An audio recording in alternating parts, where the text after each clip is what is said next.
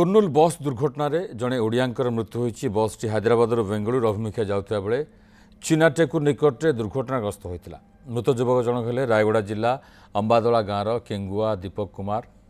से हैदराबाद में निज भौणी मान पाखे रोता बेले 23 तारिख दिन कौन काम बेंगलुरु जाऊा बेले एभली अघटन घटी।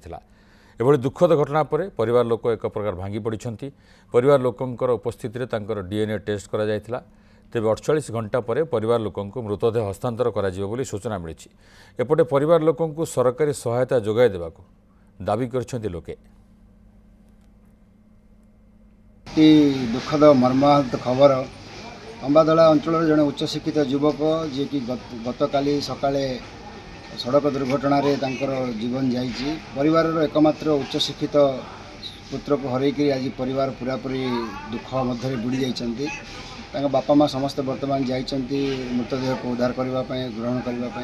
सरकार को गोटे मात्र निवेदन जे जेतेबेले सरकार एमती परिस्थिति देखुंत कौन परिवार पर पड़ुचे ताकू यथासाध्य सहयोग जदि करेंगे ताहले सरकार उपर थिबा जो आस्था और विश्वास लोक माने अनुभव करें।